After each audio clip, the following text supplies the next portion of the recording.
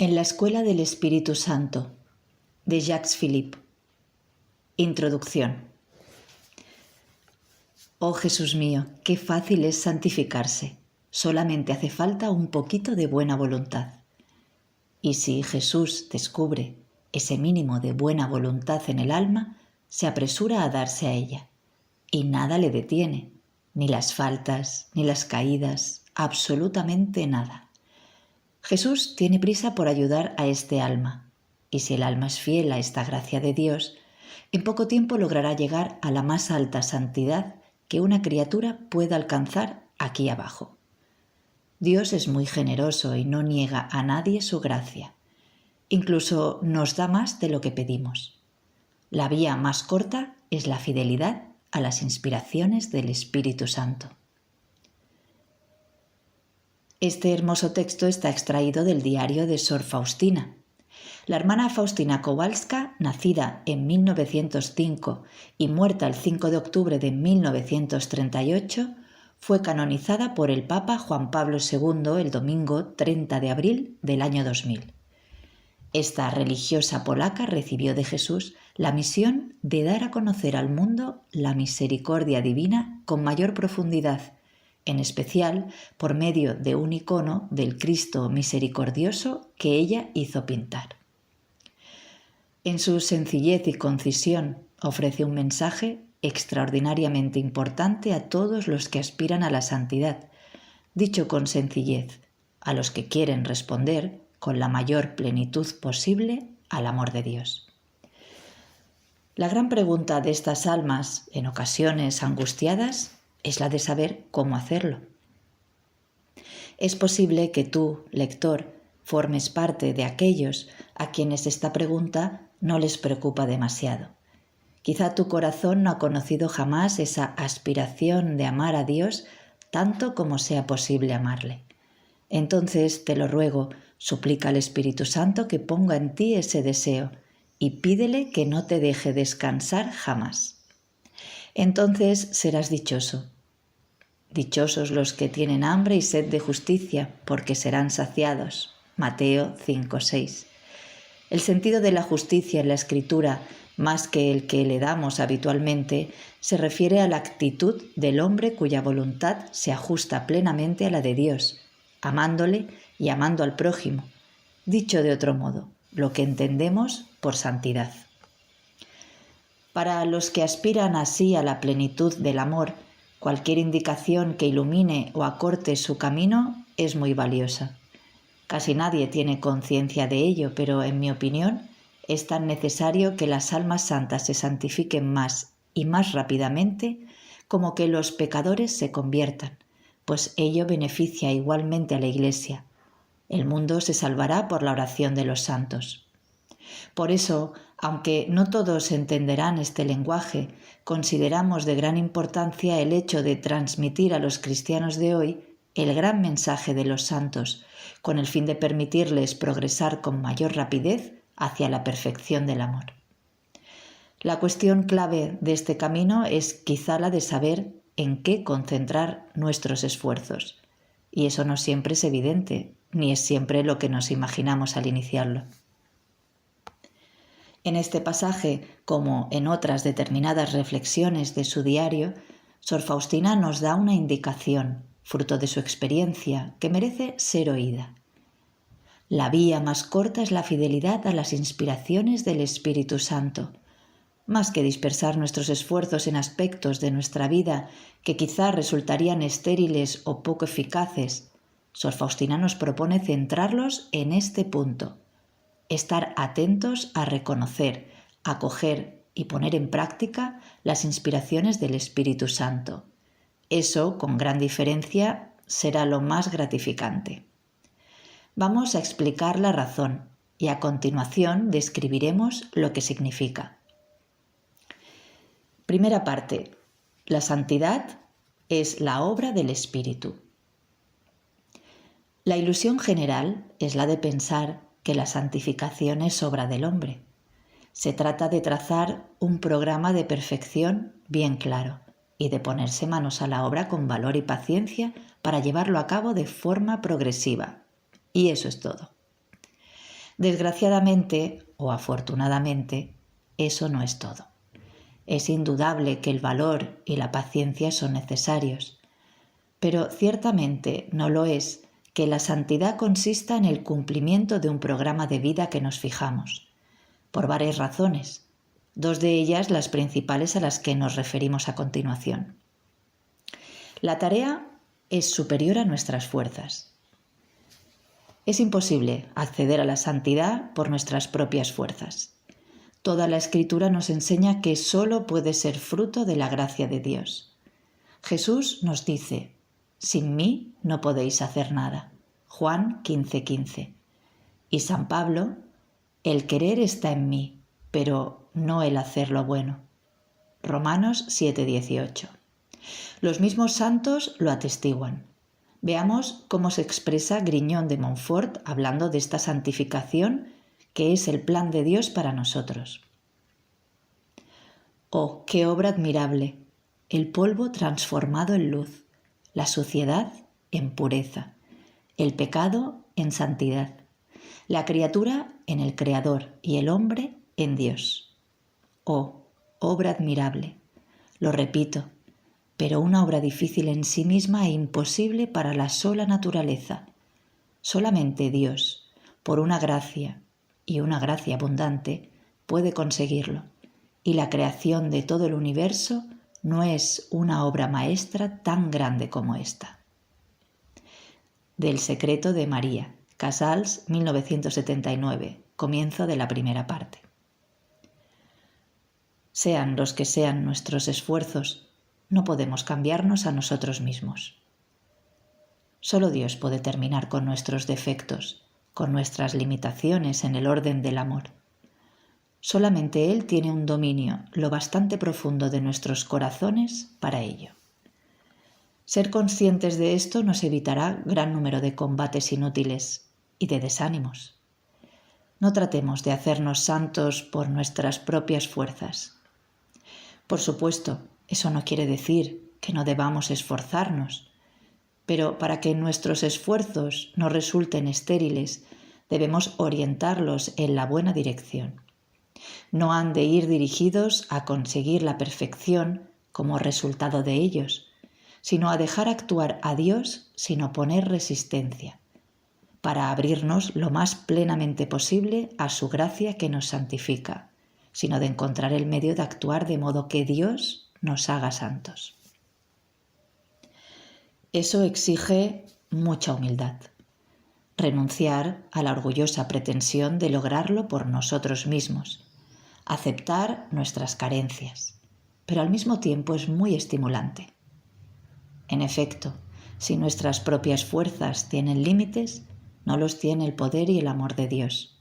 Y sin duda alguna podemos conseguir que este poder y este amor acudan en socorro de nuestra debilidad. Nos basta aceptarla serenamente y poner solo en Dios toda nuestra confianza y nuestra esperanza. En el fondo es muy sencillo, pero como todas las cosas sencillas, necesitamos años para comprenderlas y sobre todo para vivirlas. En cierto modo, el secreto de la santidad radica en descubrir que todo podemos obtenerlo de Dios, a condición de saber cómo recibirlo. Es el secreto de la vía de infancia de Santa Teresa de Lisieux. Cita: Dios tiene un corazón de padre y podemos obtener infaliblemente lo que necesitamos si sabemos ganárnoslo por el corazón. Veamos un pasaje de una carta de Teresa que puede ayudarnos a comprender lo que quiere decir. Dice así: quisiera tratar de haceros comprender, por medio de una sencilla comparación, lo mucho que Jesús ama a las almas, incluso a las imperfectas, que confían en Él. Me imagino que un padre tiene dos hijos traviesos y desobedientes, y que, al ir a castigarlos, uno de ellos tiembla y se aleja de él con terror, aunque en el fondo de su corazón tiene la sensación de que debe ser castigado. Y que su hermano, al contrario, se arroja en brazos de su padre diciéndole que lamenta haberle disgustado, que le quiere y que para demostrárselo en adelante será bueno.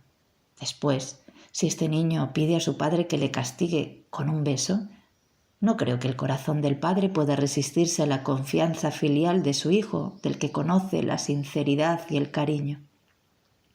Sin embargo, no ignora que su hijo recaerá en las mismas faltas más de una vez, pero está dispuesto a perdonarles siempre, si sigue ganándoselo por el corazón. Creo que la idea de que todo puede conseguirse de Dios la ha encontrado Teresa en el que ha sido casi su único maestro, San Juan de la Cruz.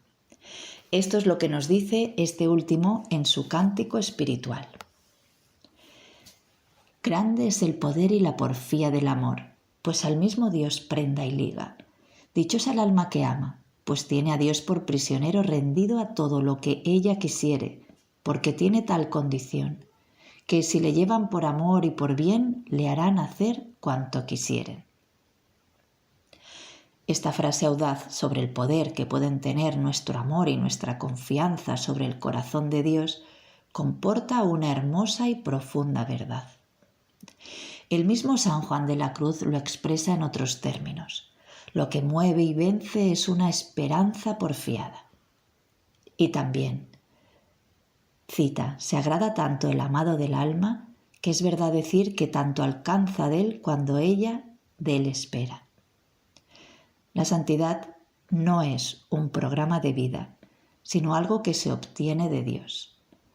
Incluso existen unos medios infalibles para obtenerla, pero la cuestión está en entender cuáles son. Todos tenemos la posibilidad de llegar a ser santos, simplemente porque Dios se deja vencer por la confianza que ponemos en Él. Lo que diremos a continuación tiene como objeto situarnos en este buen camino. Solo Dios conoce el camino de cada uno. Veamos la segunda razón por la que no podemos alcanzar la santidad trazándonos un programa. Hay tantas formas de santidad y por tanto tantos caminos hacia ella como personas. Cada una es absolutamente única para Dios. La santidad no consiste en la práctica de un determinado modelo de perfección que sería idéntico para todos. Es el brote de una realidad absolutamente única, que solo Dios conoce y que solo Él sabe hacer eclosionar. Nosotros ignoramos en qué consiste nuestra propia santidad. Eso no se desvela más que a lo largo del camino y con frecuencia es algo bien distinto de lo que podríamos imaginar, hasta el punto de que el mayor obstáculo para la santidad es quizá el de aferrarnos a la imagen que nos hacemos de nuestra propia perfección. Lo que Dios quiere es siempre diferente, siempre desconcertante, pero a fin de cuentas infinitamente más hermoso, pues solo Dios es capaz de crear obras maestras, absolutamente únicas, mientras que el hombre solo sabe imitar. Esto tiene una importante consecuencia. Para acceder a la santidad, el hombre no puede limitarse a seguir unos principios generales que valen para todo el mundo. Es preciso captar también lo que Dios le pide en especial y que quizá no pide a ningún otro. ¿Cómo detectarlo? De distintas maneras, por cierto, a través de los acontecimientos de la vida, de los consejos de un director espiritual y de otros muchos medios. Entre ellos hay uno cuya importancia fundamental merece una explicación. Se trata de las inspiraciones de la gracia divina. En otras palabras, se trata de esas peticiones interiores, de esas mociones del Espíritu Santo en lo más profundo de nuestro corazón, con las que Dios nos da a conocer lo que nos pide, al tiempo que, si accedemos a ello, nos infunde la fuerza necesaria para hacerlo. Más adelante diremos cómo detectar y acoger esas inspiraciones. Bien entendido, para llegar a ser santos debemos esforzarnos por obedecer a la voluntad de Dios, tal como se nos aparece en la Escritura, en los mandamientos, de manera general y válida para todos. Pero, como acabamos de decir, es indispensable también ir más lejos, aspirar a conocer no solo lo que Dios pide a todos de manera general, sino también lo que espera específicamente de mí. Es ahí donde intervienen esas inspiraciones de las que hablamos, pero es preciso afirmar también que en lo que concierne al cumplimiento de la voluntad general de Dios para nosotros, esas inspiraciones son necesarias. La primera razón es la siguiente. Si aspiramos a la perfección, tenemos tantas cosas que practicar, tantos mandamientos y virtudes por poner por obra, que nos es imposible combatir en todos los frentes. Y en un momento de nuestra vida es importante saber qué virtud debe ser la prioritaria, no según nuestros criterios, sino según lo que Dios nos pide en realidad, lo que será infinitamente más eficaz. No siempre es lo que pensamos de forma espontánea, y habría mucho que decir respecto a eso. Suele ocurrir que hagamos unos esfuerzos desmesurados para avanzar en un punto, cuando lo que Dios nos pide es otra cosa. Por ejemplo, luchamos denodadamente por corregir un defecto de carácter, mientras que lo que Dios nos pide es el de aceptarnos a nosotros mismos con humildad y con paciencia. Las inspiraciones de la gracia son muy valiosas, pues nos permiten orientar acertadamente nuestros esfuerzos en la multitud de combates que hemos de entablar. Sin ellas, corremos el gran riesgo de relajarnos en determinados aspectos o de exigirnos a nosotros mismos más de lo que Dios nos pide, algo que es igualmente grave y más frecuente de lo que parece. Dios nos llama a la perfección, pero no es perfeccionista. Y la perfección no se alcanza tanto por la identificación exterior con un ideal como por la fidelidad interior a unas inspiraciones. Existe una segunda razón demostrada por la experiencia. Con frecuencia no tenemos la fuerza de cumplir la voluntad y los mandamientos de Dios que conocemos y que son válidos para todos. Ahora bien, cada vez que somos fieles en nuestra respuesta a una moción del Espíritu con el deseo de ser dóciles a lo que Dios espera de nosotros, incluso a propósito de algo casi insignificante en sí, esta fidelidad atrae sobre nosotros un aumento de gracia y de fortaleza que podrá aplicarse a otros aspectos y que quizá un día nos hará capaces de obedecer a esos mandatos, pues hasta el momento carecemos de la fuerza para cumplirlos. Podríamos decir que es una aplicación de la promesa de Jesús en el Evangelio. Siervo bueno y fiel, has sido fiel en lo poco, yo te confiaré lo mucho. Mateo 25-23. Podemos deducir una ley espiritual fundamental.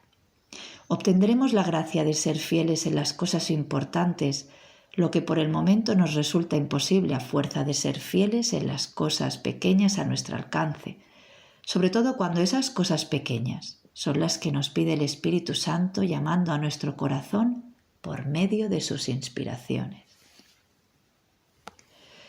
Terminemos este párrafo con una consideración, también fundamental, para motivarnos en el deseo de fidelidad a esas inspiraciones. Si nos proponemos luchar por lograr algún progreso espiritual según nuestras ideas y nuestros propios criterios, no tenemos el éxito asegurado. Ya lo hemos dicho, entre lo que Dios nos pide realmente y lo que nosotros imaginamos que nos pide, suele haber una enorme diferencia.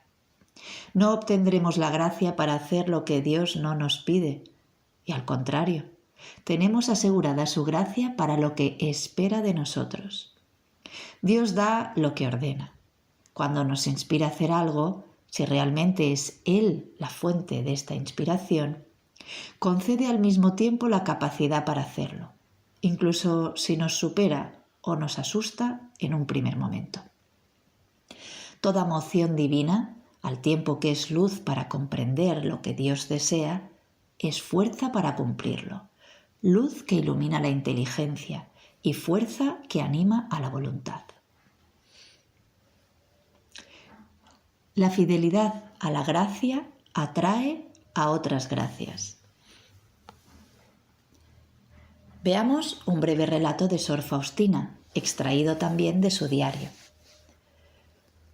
Aquella noche yo intentaba cumplir mis obligaciones hasta la bendición, pues me sentía más enferma que de costumbre.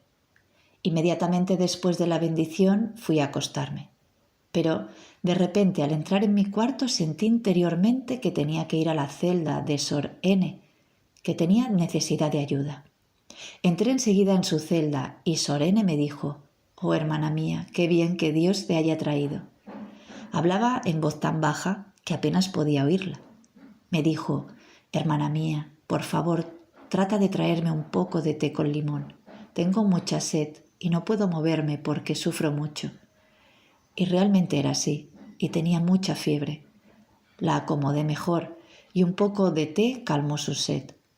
Cuando volví a mi celda, mi alma estaba inundada de un gran amor de Dios y comprendí que es preciso estar muy atento a las inspiraciones interiores y obedecerlas fielmente.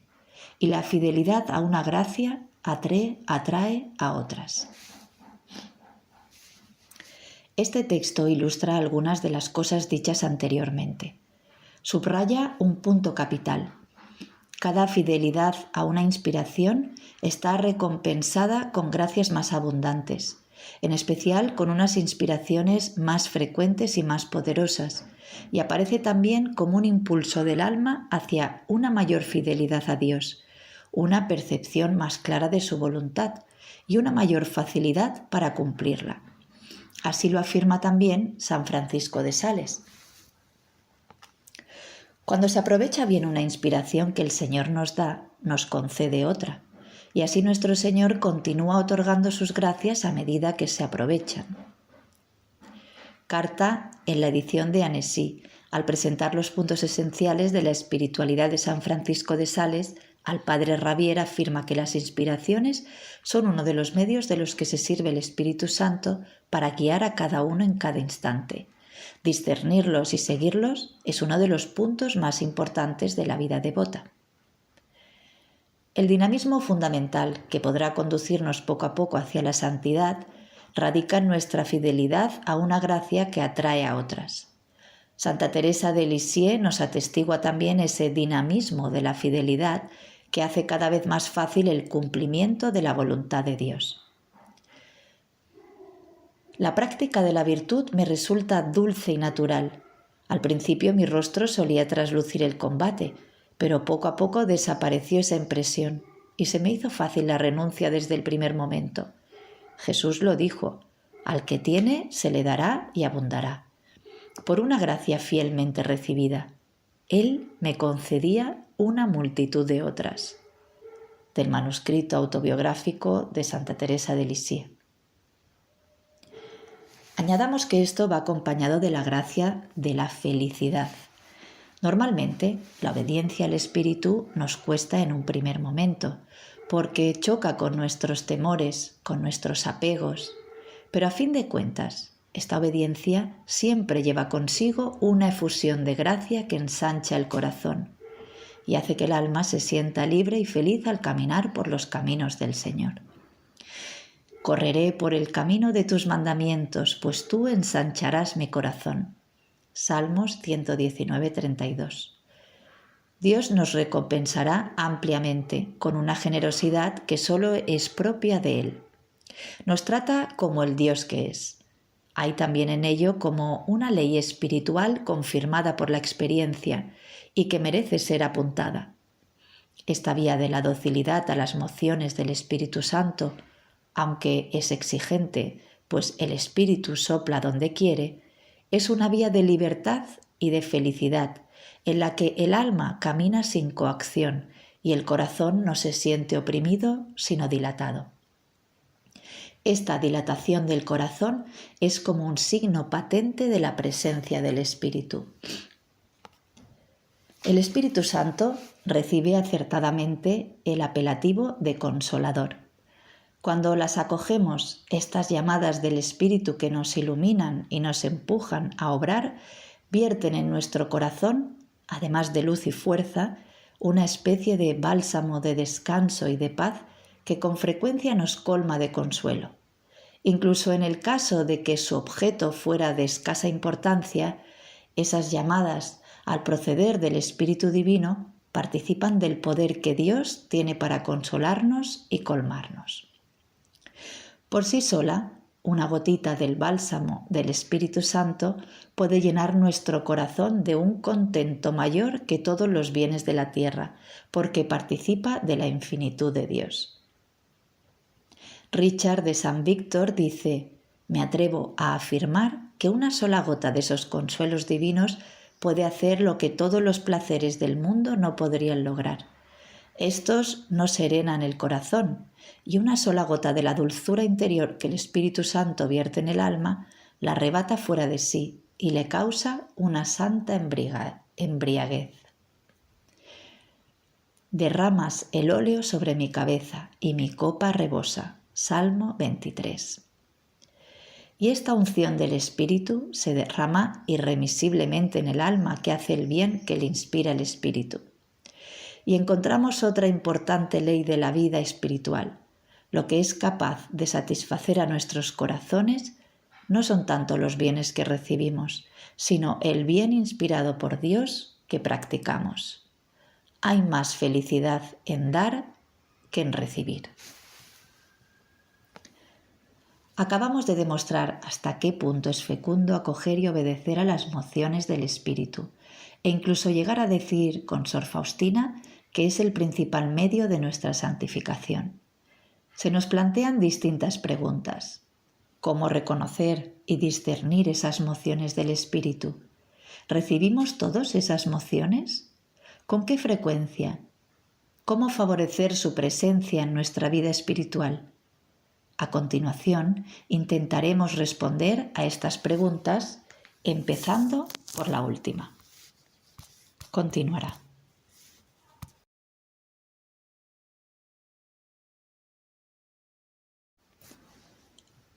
En la Escuela del Espíritu Santo, segunda parte. ¿Cómo favorecer la irrupción de las inspiraciones? Dios ama a los hombres con un amor igual y quiere conducirlos a todos a la perfección, pero al mismo tiempo tiene caminos distintos para unos y otros. Lo que quiere decir que las inspiraciones de la gracia tendrán frecuencias y manifestaciones muy diferentes de una persona a otra. No se puede obligar al Espíritu, y Dios es dueño de sus dones.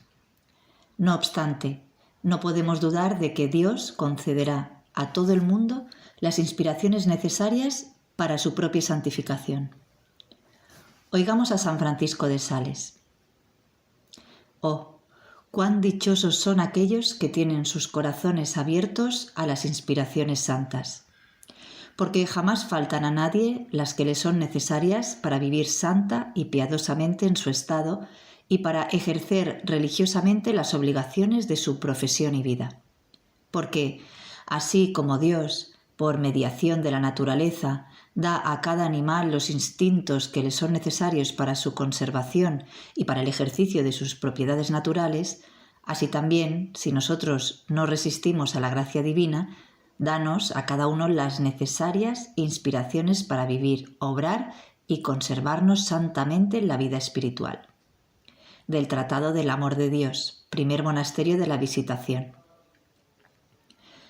Hay que añadir también que esas mociones del Espíritu, incluso si desgraciadamente ocupan un escaso lugar en la existencia de muchos cristianos, no son nada especial en sí mismas, sino que forman parte de un funcionamiento normal de la vida espiritual. Así lo sugiere San Pablo cuando dice: todos los que son guiados por el Espíritu de Dios, estos son hijos de Dios. Romanos 8:14. Y también dice: si vivimos según el Espíritu, caminemos también según el Espíritu. Gálatas 5:25. Todos hemos recibido la adopción filial y la gracia del Espíritu Santo a través del bautismo.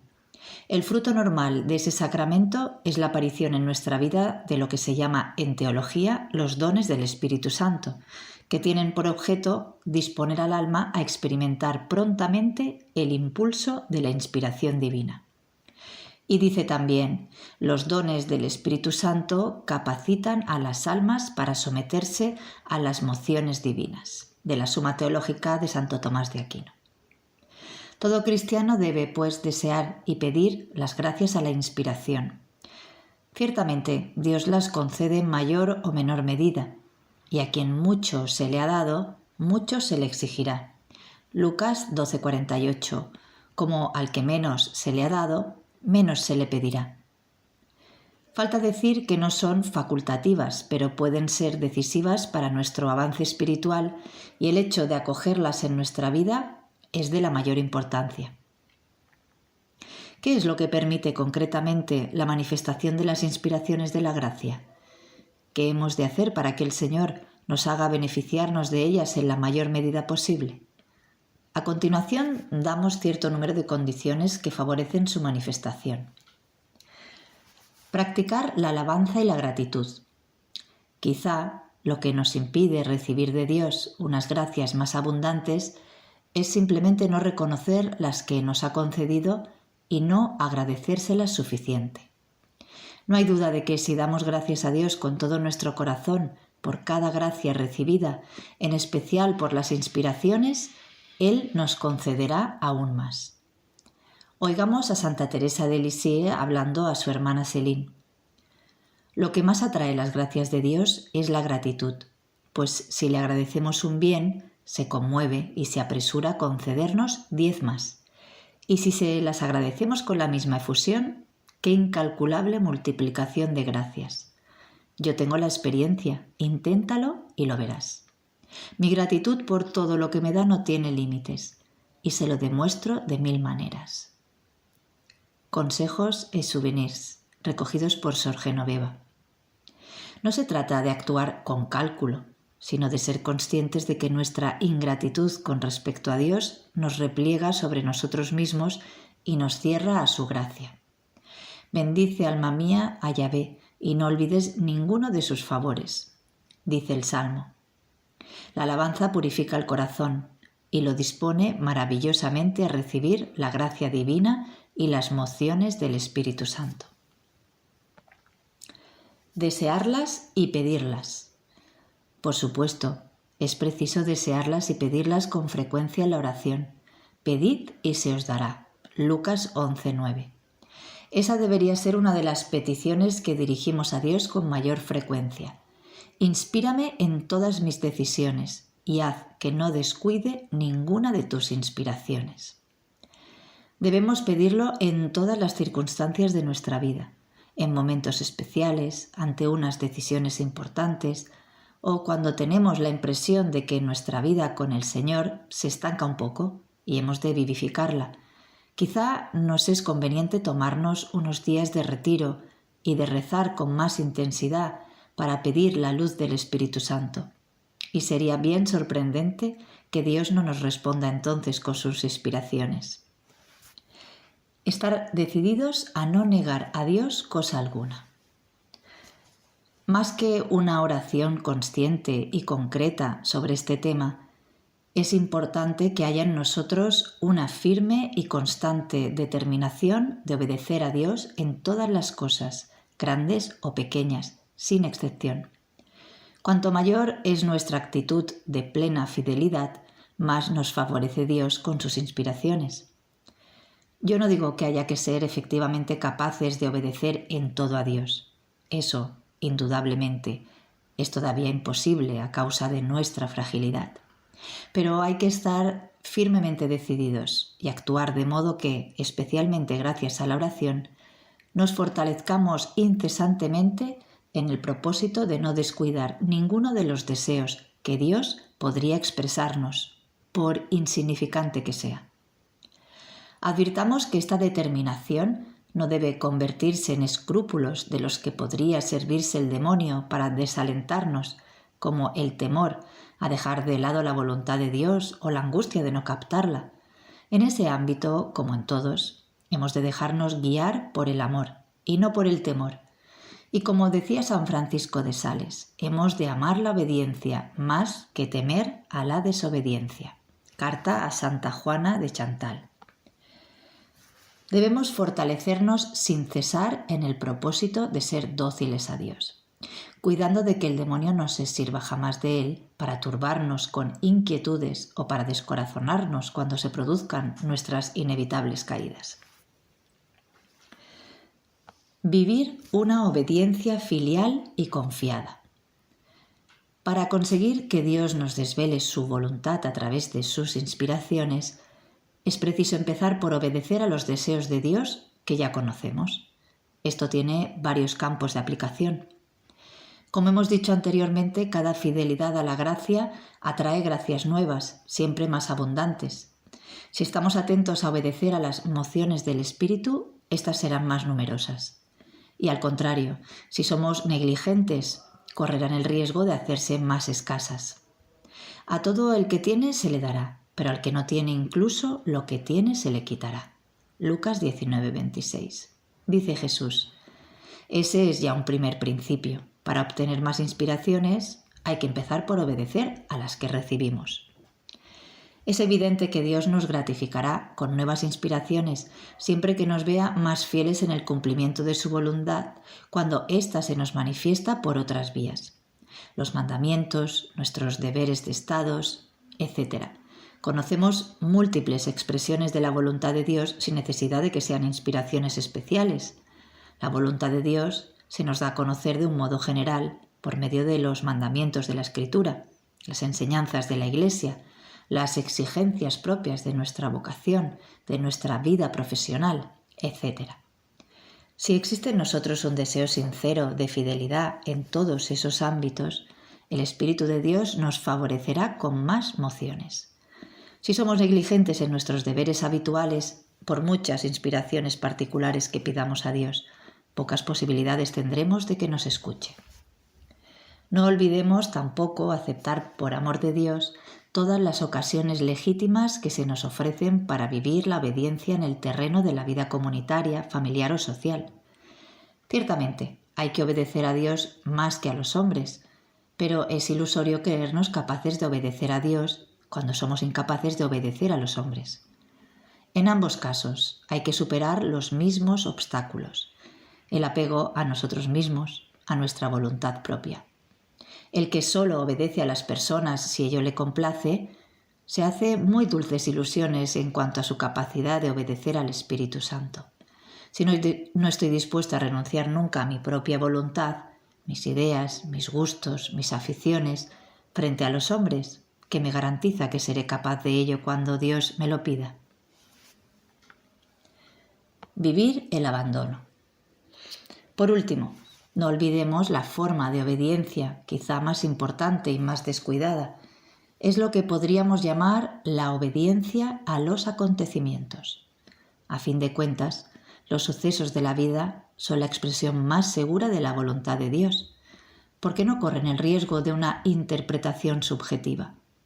Si Dios nos ve dóciles a los acontecimientos, capaces de aceptar serena y amorosamente lo que nos imponen las circunstancias de la vida con un espíritu de confianza filial y de abandono a su voluntad, no hay duda de que multiplicará para nosotros las manifestaciones más personales de su voluntad a través de la acción de su espíritu que habla a nuestro corazón. Y al contrario, si persistimos en rebelarnos y endurecernos ante las contrariedades, esta forma de desconfianza con respecto a Dios difícilmente permitirá que el Espíritu Santo guíe nuestra vida. Lo que nos impide en gran manera hacernos santos es, sin duda, nuestra dificultad para aceptar plenamente todo lo que nos sucede. No en el sentido de un fatalismo que nos haría completamente pasivos, sino en el de un abandono confiado y total en las manos del Padre. Cuando nos enfrentamos a acontecimientos dolorosos, aunque no nos rebelemos, los sufrimos de mal grado o nos resignamos pasivamente. No obstante, Dios nos invita a una actitud más fecunda y positiva.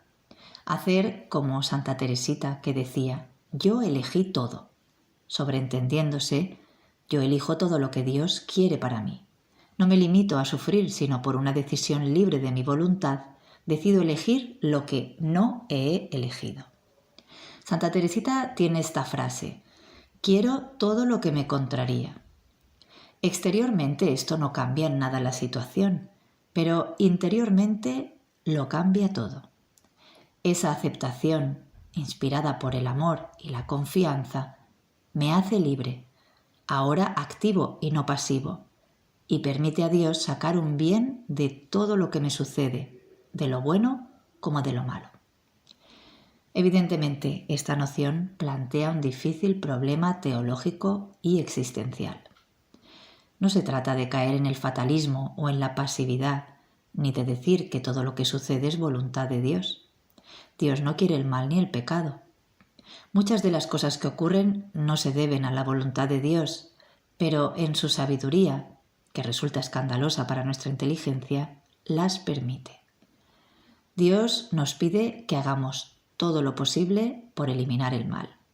Pero sucede que cualesquiera que sean nuestros esfuerzos, se dan una serie de circunstancias que no podemos dominar, que no son obligadamente queridas por Dios, pero que, sin embargo, las permite.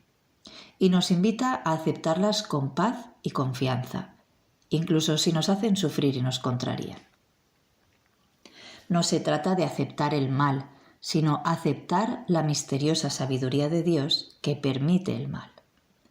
Esta aceptación no es un compromiso, es la expresión de una confianza en Dios más fuerte que el mal.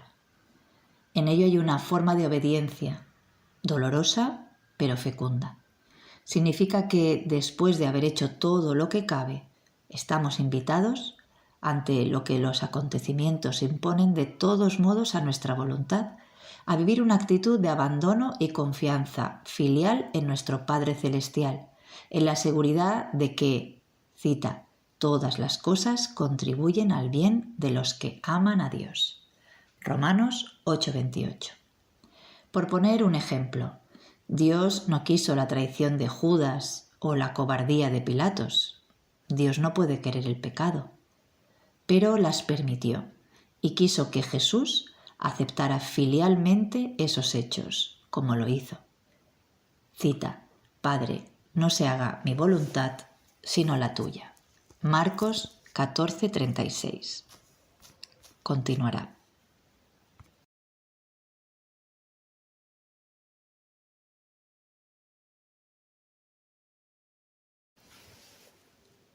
Vivir el desprendimiento. No podemos recibir las mociones del espíritu si estamos endurecidos, apegados a nuestros bienes, a nuestras ideas, a nuestros criterios.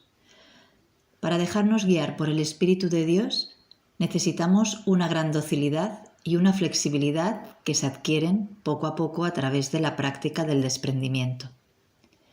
Esforcémonos por no apegarnos a nada en el aspecto material, afectivo o incluso espiritual. No en el sentido de convertirse en un no me importa o de mostrarnos indiferentes a todo, ni en el de practicar una especie de ascesis forzada para despojarnos de todo lo que constituye nuestra vida. Eso no suele ser lo que el Señor nos pide. Es preciso mantener nuestro corazón en una actitud de desprendimiento, conservar una especie de libertad, de distancia y de reserva interior ante todo, que hace que si se nos impide tal cosa, tal costumbre, tal relación, tal proyecto personal, no hagamos un drama. Este desprendimiento debe practicarse en todos los aspectos de nuestra vida. Pero indudablemente el aspecto material no es el más importante. A veces vemos mucho más obstaculizado nuestro avance espiritual por el apego a determinadas ideas, criterios y comportamientos propios. Oigamos el consejo de un franciscano del siglo XVI. Que vuestra voluntad esté siempre preparada para cualquier eventualidad y que vuestro corazón no se esclavice a nada. Cuando experimentéis algún deseo, hacedlo de modo que no sufráis en caso de fracaso, sino mantened el espíritu tan tranquilo como si no hubieseis anhelado cosa alguna. La verdadera libertad consiste en no apegarse a nada. Así es como Dios busca vuestra alma para realizar en ella cosas grandiosas. Juan de Bonilla, Breve Tratado de la Paz del Alma. El apego a nuestro propio saber, incluso cuando se traza unos fines que son excelentes en sí mismos, es quizá el peor obstáculo a la docilidad al Espíritu Santo. Un obstáculo tanto más grave cuanto que suele ser inconsciente, pues evidentemente es más fácil no ser consciente de un apego a nuestra propia voluntad cuando lo que deseamos es una cosa buena en sí. Como el bien pretendido es bueno, nos justificamos de quererlo con una obstinación que nos ciega, sin darnos cuenta de que el modo en que tratamos de que se haga realidad nuestra idea no corresponde obligatoriamente a los planes de Dios. Nunca se dará una coincidencia perfecta entre la sabiduría de Dios y la nuestra, lo que significa que cualquiera que sea la etapa de nuestro itinerario espiritual, jamás estaremos dispensados de vivir el desprendimiento en relación con nuestros criterios personales, por bien intencionados que sean. Vivir el silencio y la paz. El Espíritu de Dios es un espíritu de paz. Habla y actúa en la paz, nunca en la inquietud y en la agitación. Además, las mociones del Espíritu son toques delicados, que no se manifiestan en el estrépito y solo pueden emerger en nuestra consciencia espiritual si existe en ella una zona de calma, de serenidad y de paz. Si nuestro interior es siempre ruidoso y agitado, la dulce voz del Espíritu Santo tendrá muchas dificultades para hacerse oír. Esto significa que si queremos percibir las mociones del Espíritu Santo y obedecerlas, adquiere la mayor importancia el hecho de tratar de mantener nuestro corazón en paz en toda ocasión.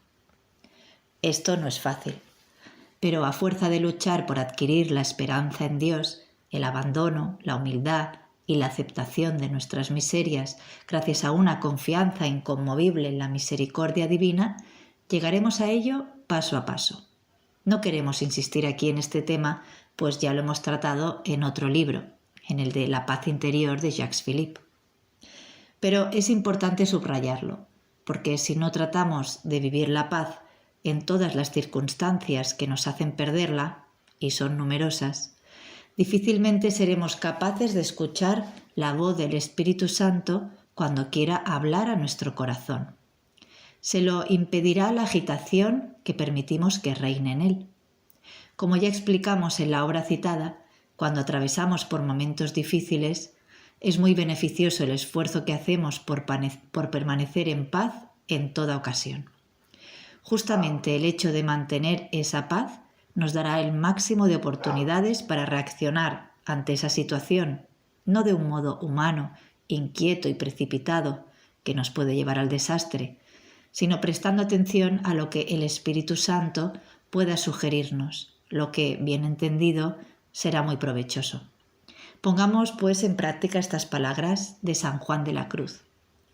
Procure conservar el corazón en paz, no le desasosiegue ningún suceso de este mundo. Dichos de luz y amor en Vida y Obras de San Juan de la Cruz. Aunque todo se derrumbe aquí abajo y todos los acontecimientos nos sean adversos, sería inútil que nos turbásemos, pues esa turbación nos aportaría más perjuicio que provecho. Y el mayor de estos perjuicios será el de hacernos incapaces de obedecer a los impulsos del Espíritu Santo. Esto va unido a la práctica del silencio. Un silencio que no es un vacío, sino que es paz, atención a la presencia de Dios y a la presencia del otro, espera confiada y esperanza en Dios. Evidentemente, el exceso de ruido, no en sentido físico, sino en el de ese torbellino incesante de pensamientos, de imaginaciones, de palabras oídas o dichas en las que nos solemos dejar atrapar, y que no hacen más que alimentar nuestras preocupaciones, nuestros temores, nuestras insatisfacciones. Deja al Espíritu Santo muy pocas posibilidades de poder expresarse. El silencio no es un vacío, sino una actitud general de interioridad que permite preservar en nuestro corazón una celda interior, en palabras de Santa Catalina de Siena, en la que estamos en presencia de Dios y conversamos con Él. El silencio es todo lo contrario de la dispersión del alma hacia afuera, de la curiosidad, de la charlatanería. Es la capacidad de entrar de un modo natural en nuestro interior, imantados por la presencia de Dios que nos habita. Perseverar fielmente en la oración. Esas aptitudes de las que acabamos de hablar, que facilitan la manifestación de las mociones del espíritu, solo podremos adquirirlas progresivamente y exigen una plena fidelidad a la oración. Para fortalecernos en la determinación de no negar cosa alguna a Dios, para vivir el desprendimiento, el abandono filial y confiado, para aprender a amar el silencio y la interioridad, para descubrir ese lugar del corazón al que el Espíritu nos convoca dulcemente, es indispensable la oración. No queremos hablar aquí de ello, pues lo hemos hecho extensamente en otro lugar, pero es necesario recordar lo provechoso que es el dedicar fiel y regularmente un tiempo a esta práctica de la silenciosa oración personal que el mismo Jesús nos recomienda. Cita: «Cuando te pongas a orar, entra en tu habitación y cerrada la puerta, ora a tu Padre que está en lo oculto». Mateo 6:6. Examinar los movimientos de nuestro corazón. ¿Dónde nacen esas inspiraciones de la gracia? No nacen en nuestra imaginación o en nuestra cabeza, sino que surgen en lo más íntimo de nuestro corazón. Para reconocerlas es preciso estar atentos a lo que ocurre en él, a los movimientos que podemos detectar en su interior, y saber distinguir si esos movimientos provienen de nuestra naturaleza, de la acción del demonio o de la influencia del Espíritu Santo. Más adelante trataremos de esa distinción. De momento queremos decir esto: si atendemos a todos los consejos citados anteriormente, obtendremos la capacidad de estar atentos a lo que sucede en el nivel más profundo y más importante de nuestro interior. Un nivel en el que no siempre hay más trepidación, sino que es el íntimo lugar del corazón del que vamos tomando conciencia poco a poco y donde el espíritu hace nacer sus mociones. Aprendiendo a advertir los diversos movimientos de nuestra alma, aprenderemos también a reconocer las mociones del Espíritu Santo. Eso no significa que hayamos de caer en una especie de introspección psicológica continua, inquieta y forzada, que podría centrarnos en nosotros mismos o hacer de nosotros un juguete de vaivén de emociones y pensamientos que no conducen a nada bueno. Se trata de vivir en tal disposición habitual de deseo de Dios, de paz, de oración, de atención a lo que sucede en nosotros, que si hace surgir en nuestro interior algún movimiento de la gracia, no sea ahogado o no se pierda en el ruido de fondo de otras demandas o emociones, sino que pueda brotar en nuestra conciencia y ser reconocido como una inspiración divina. Eso exige una especie de vigilancia que nos obliga a examinar de vez en cuando lo que nos mueve, lo que nos impulsa a hacer ciertas cosas en lugar de otras. Esta vigilancia nos hace capaces de percibir en nosotros una diversidad de movimientos. Algunos de ellos son movimientos desordenados, es decir, tendencias a decir o hacer algo cuyo origen no es sano. En efecto, a menudo nos sentimos movidos por el temor, por el resentimiento, por la cólera, por la agresividad, por la necesidad de hacernos notar o admirar por los demás, por la sensualidad, etc. Esas mociones desordenadas pueden proceder de nuestra naturaleza corrompida, como se decía antes. Hoy diríamos que provienen de nuestras heridas, lo que viene a ser lo mismo. También pueden venir del demonio, y en ese caso se trata de tentaciones.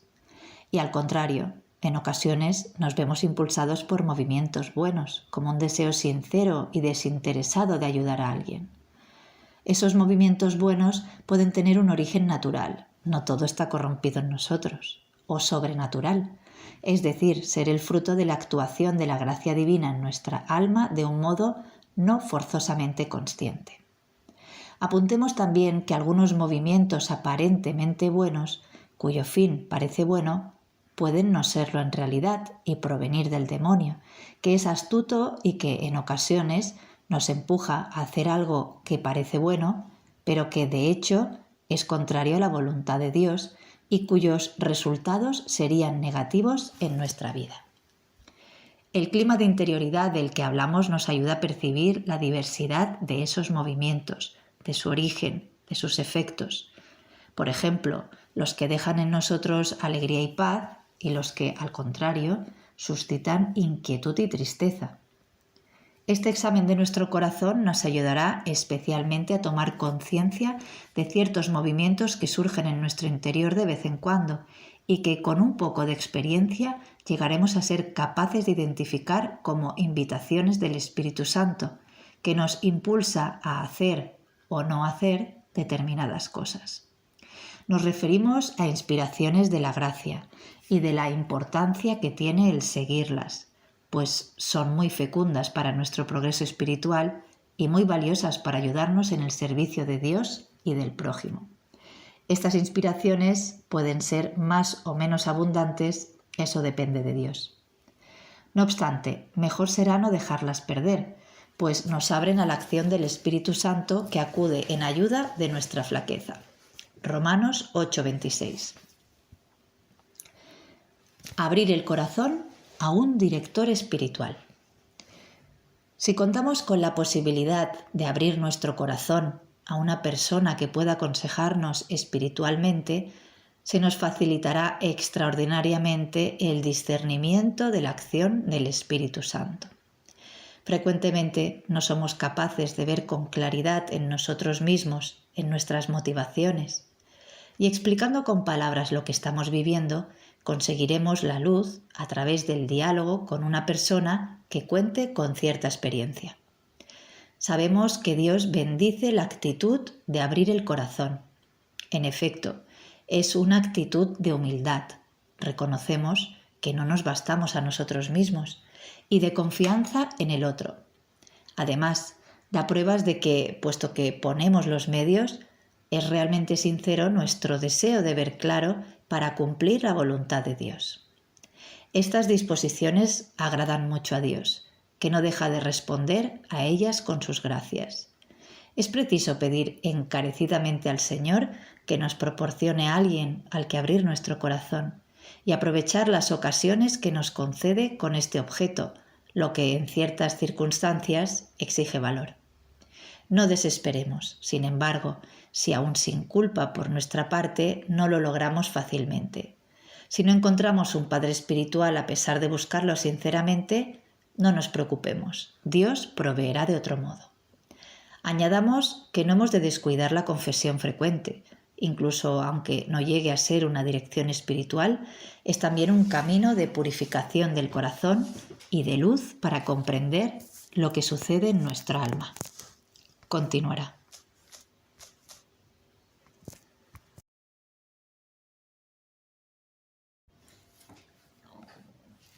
Tercera parte. ¿Cómo se reconoce que una inspiración procede de Dios? Ahora llegamos a la cuestión más delicada. En esa confusa y frecuente multitud de pensamientos, emociones y sensaciones que nos habitan interiormente, ¿cómo reconocer las inspiraciones que tienen su origen en Dios? ¿Cómo identificar lo que viene del Espíritu Santo sin confundirlo con lo que quizá es fruto de nuestra imaginación, de la autosugestión o de las tentaciones del demonio? Evidentemente no existe una respuesta automática. Nuestro yo y las diferentes influencias de orden psicológico o espiritual que actúan sobre él forman un universo demasiado complejo como para reducir el discernimiento de las mociones del Espíritu Santo a algunas reglas que bastaría aplicar mecánicamente. Sin embargo, podemos hacer algunas reflexiones y formular ciertos criterios que nos permitan orientarnos.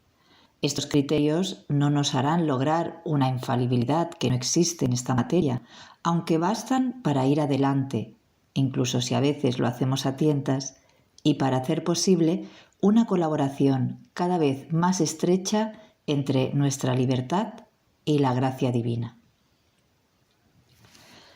La adquisición progresiva de un sentido espiritual. Antes de pasar revista a los criterios que nos permitan identificar las mociones del espíritu, desearíamos hacer una importante puntualización. En definitiva, lo que nos permitirá reconocer con mayor facilidad y prontitud las mociones divinas y corresponder a ellas es el desarrollo en nosotros de una especie de sentido espiritual que es inexistente o muy tosco en el comienzo de la vida, pero que puede afinarse mucho gracias a la experiencia y sobre todo a la fidelidad en nuestro firme caminar en seguimiento del Señor. El desarrollo de ese sentido espiritual procede de la teología de los dones del Espíritu Santo, tal y como lo han expuesto Santo Tomás de Aquino y muchos otros autores, cada uno a su modo. No entraremos en ello ni hablaremos con detalle de los diversos dones del Espíritu Santo, pues complicaría nuestra exposición, que pretendemos hacer lo más sencilla posible. No obstante, vean el texto de San Francisco de Sales en el anexo. Este oído espiritual es una especie de aptitud para descubrir la voz única y reconocible de Jesús entre todas las múltiples y discordantes voces que se dejan oír en el interior de nosotros mismos. Ese sentido es una como familiaridad amorosa que nos hace distinguir, cada vez con mayor facilidad, la voz del esposo en medio del concierto de los sonidos que se presentan a nuestros oídos. El Espíritu Santo utiliza un tono de voz para cada uno, un timbre que le es propio, con una dulzura y una fuerza, una pureza y una claridad especial que, cuando estamos acostumbrados a oírlo, nos permiten reconocerlo casi con toda seguridad. Por supuesto, el demonio, mono de imitación de Dios, tratará en alguna ocasión de imitar la voz del esposo. Pero si, gracias a esa familiaridad amorosa y a la búsqueda constante y pura de la voluntad divina, estamos realmente habituados a ella, reconoceremos fácilmente la otra que, por bien imitada que esté, desafina en alguna parte y por tanto no es la voz de Dios. En el Evangelio de Juan, Jesús nos promete que el Espíritu Santo se nos dará progresivamente. Hablando de sí mismo como del buen pastor, dice así: «Las ovejas me siguen porque conocen mi voz, pero no siguen a un extraño, sino que huyen de él, porque no conocen la voz de los extraños». Juan 10, 4-5. Criterios que permiten decir que una inspiración viene de Dios. Ese sentido espiritual necesita basarse en criterios de discernimiento para formarse progresivamente. Criterio externo. Dios no se contradice. Existen cierto número de criterios que podríamos llamar externos a los que deben ajustarse las inspiraciones para poder identificarlas como venidas de Dios. En especial, esos criterios permiten eliminar, como no procedentes de Dios, algunas pseudoinspiraciones que se nos presentan. Estos criterios se desprenden sencillamente de la coherencia de Dios. El Espíritu Santo no puede inspirarnos algo que sea contradictorio con su voluntad, tal y como se expresa por los medios más usuales: la palabra de Dios, la enseñanza de la Iglesia y las exigencias de nuestra vocación. Coherencia con la Sagrada Escritura y la enseñanza de la Iglesia. Una inspiración divina no puede incitarnos a hacer algo que esté en contradicción con lo que la palabra de Dios nos enseña y nos pide. Y no una palabra de Dios entregada a la fantástica interpretación de cada uno, sino la Sagrada Escritura como nos ha sido transmitida y explicada por el magisterio de la Iglesia. Por ejemplo, una inspiración no puede pedirme realizar unos actos que la Iglesia considera inmorales. En consecuencia, las auténticas inspiraciones irán siempre en el sentido de un espíritu de obediencia a la Iglesia. Indudablemente, no sería de inspiración divina el comportamiento de un religioso que desobedeciera a sus superiores, o un obispo al Santo Padre, aunque el fin fuera loable en sí. Cita: cuando Dios arroja sus inspiraciones en un corazón, la primera que Él comunica es la de la obediencia. Del Tratado del Amor de Dios de San Francisco de Sales. Coherencia con las exigencias de mi propia vocación. De mi vocación particular, como persona casada, consagrada, padre, sacerdote, etc., y de las circunstancias de mi vida, obligaciones profesionales, etc., se deriva todo un conjunto de exigencias que constituyen la voluntad de Dios para mí. Una inspiración no puede pedirme algo que esté en contradicción manifiesta con lo que antes se llamaba los deberes de Estado. El Espíritu Santo puede incitar a una madre de familia a preocuparse un poco menos por las labores del hogar para dedicar algún tiempo a la oración. Pero si le sugiere que emplee tanto tiempo en la oración hasta el punto de que su marido y sus hijos lleguen a padecer, habría que plantearse algunas preguntas. Las inspiraciones van dirigidas hacia el cumplimiento de los deberes de Estado. No le desvían de él, sino que, al contrario, facilitan su realización. Este criterio suele tener unos ámbitos de aplicación un poco delicados, pues el límite que nos trazan nuestros deberes de Estado presenta cierto margen de flexibilidad. La contradicción entre deberes de Estado y ciertas inspiraciones puede ser a veces más aparente que real. La historia de la Iglesia presenta casos límite en este terreno. Nicolás de Flue, abandonando a su familia, o Santa Juana de Chantal pasando por encima de uno de sus hijos, tirado delante de la puerta para impedirle que obedezca a la llamada de fundar la Visitación.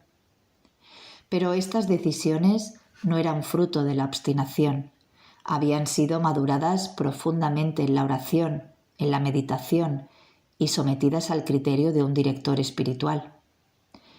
Suele ocurrir que nuestros deberes familiares o profesionales sean un cómodo pretexto para no obedecer a las inspiraciones del Espíritu Santo, pero este criterio de coherencia entre ellas y las exigencias propias de nuestra condición es importante, y el hecho de tomarlo en consideración puede evitar numerosas ilusiones espirituales. Criterio interno. El árbol se conoce por su fruto.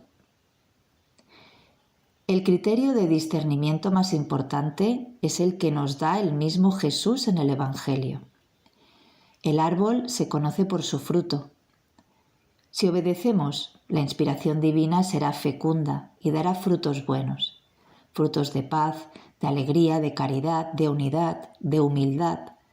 Una inspiración que procede de nuestra carne o del demonio será estéril, es decir, dará frutos negativos, tristeza, amargura, soberbia, etc. Este criterio es muy importante, pero presenta un grave inconveniente. Solo se aplica después de los resultados. Una vez que hemos llevado a cabo la decisión, valoramos sus consecuencias.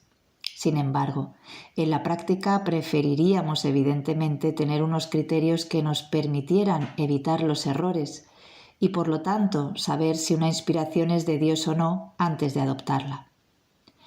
A pesar del inconveniente citado, este criterio no es del todo inútil. En primer lugar, porque permite adquirir experiencia y luego porque incluso antes de poner en práctica la decisión se pueden manifestar ya algunos frutos en nuestro interior, frutos de paz, de alegría, etc. Adquirir la experiencia. Hemos dicho anteriormente que nuestra capacidad concreta para reconocer las mociones del espíritu proviene de la adquisición de una especie de sentido espiritual. Este último es un don de Dios, pero se desarrolla y se afianza también gracias a la experiencia. Al constatar el resultado obtenido tras ciertas decisiones, fruto de lo que pensamos ser inspiraciones, con frecuencia estaremos en condiciones de darnos cuenta de si nuestra idea procedía de Dios o si era solamente producto de nuestra psicología. Eso no siempre es agradable para nuestro orgullo. No nos gusta mucho reconocer que nos hemos equivocado, pero hay que pasar por ello. Hemos de saber que en la vida espiritual, incluso si estamos llenos de buena voluntad y seguros de que Dios nos asiste con gran fidelidad, en ningún caso estamos dispensados de la experiencia de un cierto aprendizaje que implica tanteos, éxitos y errores. Dios ha querido que las cosas sean así. Es una ley humana de la que nadie está exento, ni siquiera la persona más espiritual. Si, confiando en que todo es gracia, recibimos con humildad las lecciones de la experiencia y continuamos adelante sin desanimarnos, se creará en nosotros una mayor seguridad de juicio, que nunca llegará a la infalibilidad que no existe en este bajo mundo. Así pues, la experiencia de los resultados objetivos, de las confirmaciones o invalidaciones fruto de los hechos, así como del estado interior en el que nos dejan algunas de nuestras decisiones, si nos dejan serenos, humildes y alegres o si nos dejan tristes, inquietos o tensos, nos permitirá aprender a distinguir mejor lo que viene de Dios y lo que viene del demonio, de nosotros mismos, de nuestros rasgos de carácter, de nuestras inclinaciones, etc. Discernimiento de los espíritus. La experiencia de la Iglesia y de los santos expresa una ley general. Lo que viene del espíritu lleva consigo alegría, paz, tranquilidad de espíritu, dulzura, sencillez y luz. Al contrario, lo que viene del espíritu del mal acarrea tristeza, desconcierto, inquietud, agitación, confusión y tinieblas. Esas señales de buen y mal espíritu son ciertas en sí mismas. La paz, la alegría, etc., son frutos seguros del Espíritu Santo, pues el demonio es incapaz de provocarlos de un modo duradero. En cambio, el desconcierto y la tristeza son pruebas ciertas del mal espíritu, pues el Espíritu Santo no puede ser el origen de ellas. Entre todas esas señales de buen y mal espíritu, la más característica es la que se refiere a la paz. El Espíritu de Dios produce inevitablemente paz en el alma. El demonio produce inevitablemente inquietud. Sin embargo, en la práctica las cosas son más complejas. Una inspiración puede venir de Dios y, no obstante, suscitar en nosotros un gran desconcierto. Pero ese desconcierto no tiene su origen en la inspiración, que en sí misma, como todo lo que procede del Espíritu de Dios, es dulce y pacífica. Procede de nuestra resistencia a ella.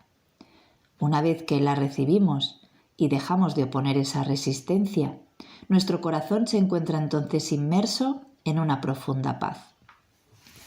Es una situación muy frecuente. Algunas inspiraciones de la gracia, cuando nos atañen, chocan en nosotros con resistencias más o menos conscientes y profundas, despiertan temores humanos, recuperan el apego a ciertas costumbres, etc. Nos inquieta la perspectiva de poner en práctica lo que sugiere el Espíritu Santo. ¿Cómo voy a lograrlo? ¿Qué van a pensar los demás? ¿Tendré la fuerza necesaria? Etcétera. Para describirlo podemos emplear una imagen, la de un gran río tranquilo en sí mismo, pero en el que se producen remolinos y torbellinos cuando encuentra obstáculos. Cuando una inspiración viene realmente de Dios y hacemos callar nuestros temores, aceptándola de todo corazón, entonces la paz nos inunda inevitablemente. el Espíritu Santo no deja de conceder esa paz al que se deja guiar por él. En ocasiones, esta paz solamente puede residir en el extremo más fino del alma, mientras que en el plano humano y psicológico subsisten preguntas e inquietudes, pero la paz está ahí y es reconocible. Y al contrario, si una inspiración viene del demonio o de lo que en nosotros hay de malo, ambiciones, egoísmo, la exagerada necesidad de ser apreciados, y la consentimos, jamás podrá dejar nuestro corazón en una paz completa y profunda. Esa paz solo será aparente y bastará muy poco para que desaparezca, dando paso a la confusión. Podemos negar esta confusión, podemos reprimirla en el fondo de la conciencia, pero está ahí, dispuesta a resurgir cuando llegue la hora de la verdad. Subrayemos, pues, este punto importante. Una inspiración divina puede desconcertarnos en un primer momento, pero en la medida en que no la rechacemos, sino que nos abramos a ella y la aceptemos, poco a poco nos infundirá la paz. Esta es una ley básica, aplicable en situaciones normales de la vida espiritual al que está sinceramente dispuesto a hacer la voluntad de Dios en todas las cosas.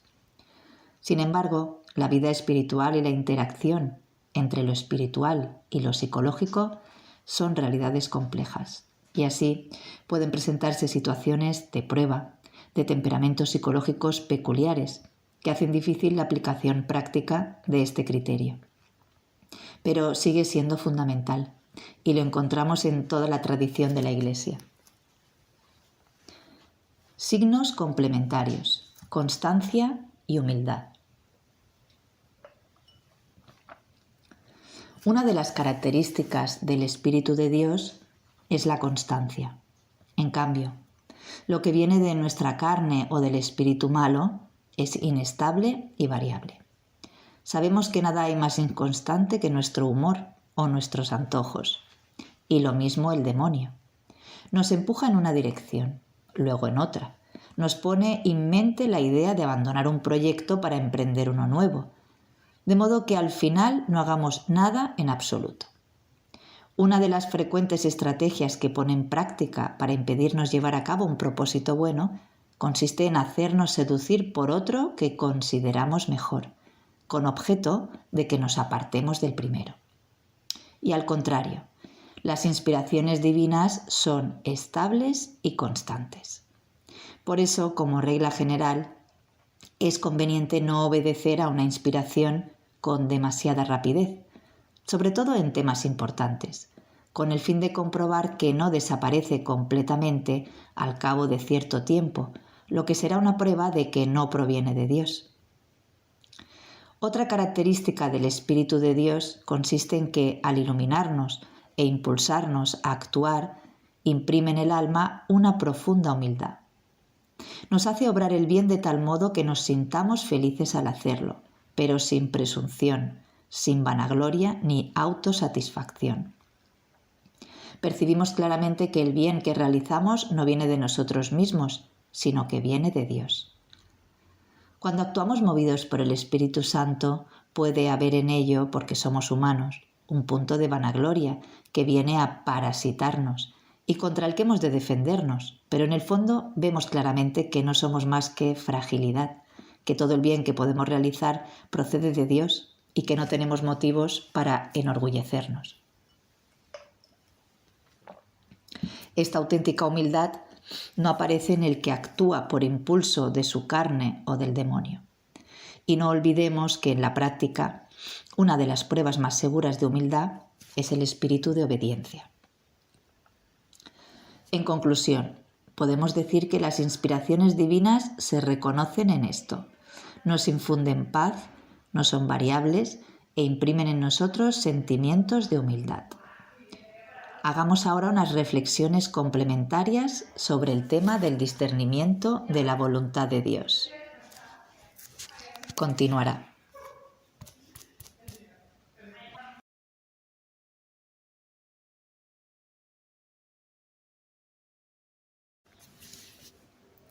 ¿Es siempre la voluntad de Dios lo que más cuesta?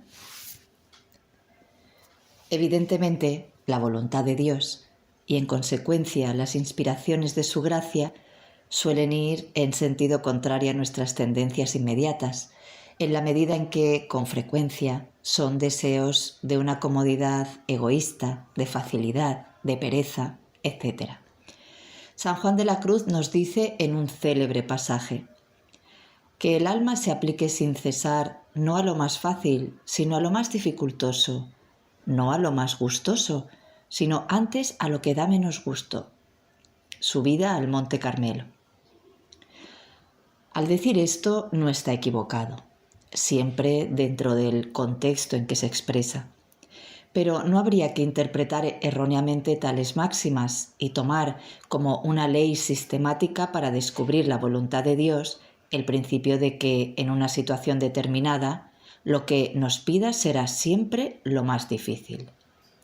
Eso nos haría caer en un voluntarismo ascético exagerado, que no tiene nada que ver con la libertad del Espíritu Santo. Podemos incluso añadir que la idea de que Dios pide siempre y constantemente lo más costoso es típicamente el tipo de pensamiento que insinúa el demonio para desalentarnos y alejarnos de Dios. Dios es un Padre ciertamente exigente porque nos ama y nos invita a darle todo, pero no es un verdugo. Con gran frecuencia nos deja libres. Cuando nos exige algo es para hacernos crecer en su amor. El único mandato es el de amar. Se puede sufrir por amor, pero también se puede gozar y descansar por amor. El hecho de representarnos la vida bajo la guía de Dios como algo asfixiante, en completa y permanente contradicción con todas nuestras aspiraciones, incluso las más legítimas, es una trampa de nuestra imaginación o del demonio. Dios no tiene por objeto complicarnos la vida, sino, en definitiva, simplificárnosla. La docilidad a Dios libera y ensancha el corazón. Por eso, Jesús, que nos invita a renunciar a nosotros mismos para tomar nuestra cruz y seguirle, nos dice: mi yugo es suave y mi carga ligera. Mateo 11:30. Aunque en ocasiones nos cuesta obedecer la voluntad de Dios, sobre todo al principio, cumplirla con amor acaba por llenarnos de gozo, y se puede decir que existe un auténtico placer en llevar a cabo el bien que Dios nos inspira. Cuanto más caminemos en la docilidad al Espíritu Santo, menos dolorosa será nuestra adhesión a la voluntad divina, pues se hará más libre y espontánea. Cita: haz que vaya por la senda de tus mandamientos, pues en ella me complazco, dice el Salmo 119. La vida está hecha de pruebas, eso es cierto, pero si continuamente nos sentimos tristes y desdichados en determinado camino, tendremos que plantearnos seriamente la cuestión de saber si estamos en el adecuado o si nos estamos imponiendo unas cargas que Dios no nos envía. El criterio de discernimiento de una vocación es sentirse feliz en ella. Pensar, como hacen algunos escrupulosos o determinados falsos ascetas, que lo que Dios nos pide en todas circunstancias es forzosamente lo más difícil, puede falsear extraordinariamente nuestros juicios. Y es importante ser consciente de que el demonio se puede servir de eso para confundirnos. Me gustaría contar un hecho. Como a todos, de vez en cuando me sucede lo siguiente. Cuando, después de un día bastante agotador, me voy a dormir, encantado de meterme en la cama que me espera, percibo una ligera sensación interior que me dice: ¿no entrarías un momento en la capilla para hacerme compañía? Tras algunos instantes de desconcierto y resistencia del tipo: Jesús, exageras, estoy cansado y si no cuento con mi dosis de sueño mañana estaré de mal humor, termino por consentir y por pasar unos momentos con Jesús. Después me voy a dormir en paz y tan contento, y al día siguiente no me despierto más cansado que de costumbre. Gracias, Señor, era tu voluntad. Ahí están los frutos. No obstante, a veces me sucede lo contrario. Ante un problema grave que me preocupa, me digo, esta noche rezaré durante 1 hora en la capilla para que se resuelva. Y al dirigirme a dicha capilla, una voz me dice en el fondo de mi corazón, ¿sabes? Me complacería más que te fueras a acostar inmediatamente y confiaras en mí. Yo me ocupo de tu problema. Y recordándome mi feliz condición de servidor inútil, me voy a dormir en paz, abandonando todo en las manos del Señor. Todo ello viene a decir que la voluntad de Dios está donde existe el máximo de amor, pero no forzosamente donde esté el máximo de sufrimiento. Hay más amor en descansar gracias a la confianza que en angustiarse por la inquietud. Diferentes comportamientos según la importancia de las inspiraciones. Para saber cómo hemos de comportarnos respecto a lo que pensamos ser inspiraciones divinas, es preciso tener en cuenta un aspecto que todavía no hemos abordado aquí: el objeto de estas inspiraciones y su mayor o menor importancia. El Señor puede inspirarme que distribuya mis bienes entre los pobres y marche al desierto, imitando así a San Antonio el Grande. Lo mismo que puede inspirarme cosas insignificantes como el ejemplo que acabamos de dar. Ciertamente, y ya lo hemos dicho, es importante esforzarnos por no descuidar cualquier inspiración. Una cosa que nos parece insignificante puede tener un alcance mayor de lo que pensamos. Recuerdo que un día, predicando un retiro, luché esforzadamente antes de obedecer a una moción que me impulsaba a invitar a los participantes a venerar, durante el rezo del rosario, la cruz que los niños habían dejado allí cubierta de flores. Yo me decía, va a durar demasiado, no es el momento. A lo largo de la ceremonia, una persona quedó curada de un grave problema en la columna vertebral. Además, como hemos dicho, en ocasiones una mínima obediencia a Dios puede alcanzarnos un progreso espiritual mayor que el que logramos a veces tras años de unos esfuerzos que nos hemos fijado. La fidelidad a las gracias pequeñas atrae a las grandes. Dicho esto, es evidente que hay que tratar a las inspiraciones de un modo diferente según su importancia. Como dice San Francisco de Sales, no se cuentan del mismo modo las monedas y los lingotes de oro. Mientras estos últimos deben pesarse con precisión, no sería prudente tomar unas precauciones y un tiempo desproporcionados para evaluar los segundos. Comentemos de paso que, en cierto sentido, muchas mociones del espíritu no necesitan deliberación. Frecuentemente se trata de un movimiento interior que nos facilita el cumplimiento de algo que de todos modos tendríamos que hacer. Siento rencor hacia alguien y me veo inclinado a perdonar. Ha llegado la hora de la misa y me siento tentado a entretenerme en un trabajo urgente, lo que me obligaría a llegar con retraso, y percibo una emoción que me impulsa a dejarlo todo en suspenso para ir a la capilla. No hay más que obedecer a ese movimiento, porque evidentemente es un buen movimiento. Lo mismo que el demonio nos tienta, el Espíritu Santo, en un sentido contrario, nos llama, nos estimula, nos suele despertar interiormente para facilitar el cumplimiento de lo que Dios desea de nosotros. Y sin duda, Él lo haría aún mejor si estuviéramos más atentos y más obedientes a sus mociones. Escuchemos a San Francisco de Sales. Sin la inspiración, nuestras almas vivirían una vida perezosa, paralítica e inútil. Mas a la llegada de los divinos rayos de la inspiración, sentimos una luz mezclada de un calor vivificante, la cual ilumina nuestro entendimiento y despierta y anima nuestra voluntad, dándonos fuerza para querer y hacer el bien que se refiere a la salud eterna. Tratado del amor de Dios.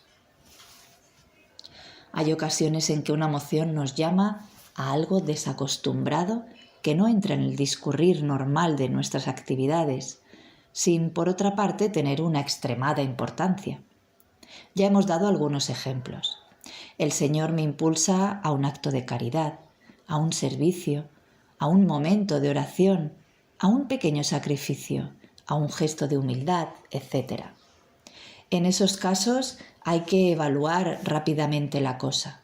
Si nos parece razonable, compatible con nuestras obligaciones, si, según la experiencia que tenemos de la pedagogía de Dios respecto a nosotros, nos parece bien y reconocemos la voz de Jesús, y si, en fin, cuando más aceptamos, más en paz nos sentimos, entonces no queda más que ponerla en práctica.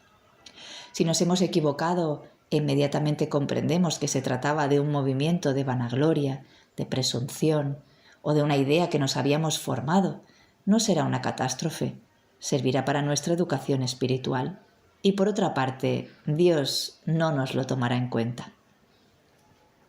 Cuando, al contrario, recibimos una llamada para hechos más importantes como una vocación o un cambio de orientación en nuestra vida, opciones que pueden tener graves repercusiones sobre los demás o que nos conducirían a hacer cosas que van claramente más allá de la regla de vida habitual para nuestra vocación, entonces es indispensable no tomar decisiones antes de haber consultado esta inspiración con un director espiritual o con un superior.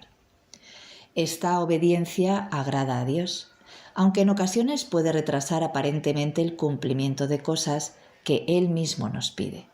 Dios prefiere la prudencia y la sumisión a la precipitación.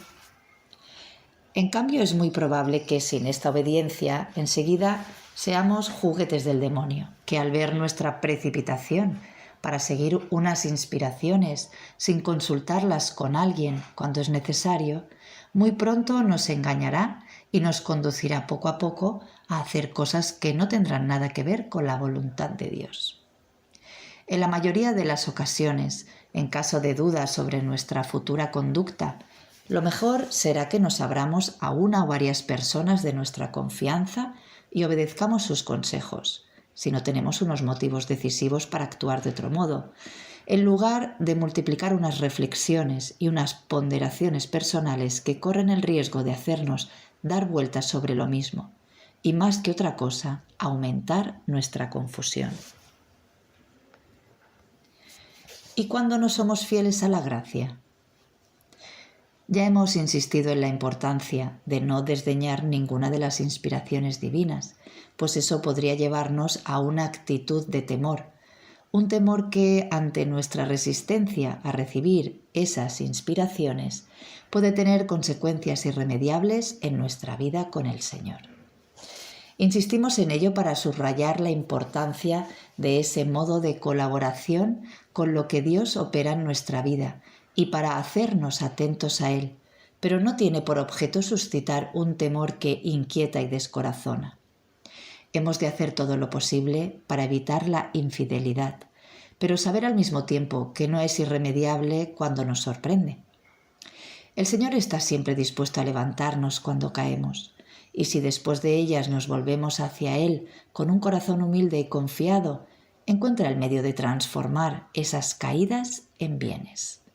Cada vez que nos demos cuenta de que por superficialidad, falta de atención o cobardía hemos ahogado o desdeñado alguna inspiración, no nos desanimemos. Pidamos sinceramente perdón al Señor. Aprovechemos la circunstancia para humillarnos y reconocer la pobreza de nuestra virtud y roguémosle que nos castigue, concediéndonos un aumento de fidelidad que nos haga recuperar las gracias perdidas. Para Dios nada hay imposible. Si lo esperamos de Él con la confianza audaz de los niños, nos las concederá. Conclusión. Hasta ahora hemos enumerado algunas condiciones que permiten la manifestación de las inspiraciones divinas en nuestra vida e incluso su multiplicación, de modo que podamos vivir cada vez más movidos y guiados por el Espíritu Santo. Este trabajo quedaría incompleto si omitiéramos unas palabras que sirvan de conclusión. Se trata del amor filial por la Virgen María. Entre todas las criaturas, María es la que más ha vivido bajo la sombra del Espíritu Santo. Toda su vida ha sido una obediencia perfecta a las operaciones del Espíritu en ella, obediencia que le ha conducido a un amor cada vez más ardiente y elevado. En el anexo podremos leer el hermoso texto de San Francisco de Sales, en el que nos da a conocer cómo, al no encontrar el Espíritu Santo resistencia alguna, el amor en María crecía incesantemente. María es nuestra Madre en el orden de la gracia. Como tal, nos comunica la plenitud de gracia que le es propia. Y yo creo que entre los dones que María concede a los que se consideran hijos suyos y que la llevan a su casa, siguiendo el ejemplo del discípulo amado, el más valioso es la participación en su total disponibilidad a la gracia, en su capacidad a dejarnos mover por el Espíritu Santo sin oponer resistencia. María nos comunica su humildad, su confianza en Dios, su completa entrega a la voluntad divina, su silencio, su atención interior al Espíritu. Lo que quiere decir que uno de los medios más seguros para poner en práctica poco a poco las indicaciones de esta obrita es el de confiar a la Virgen toda nuestra vida espiritual.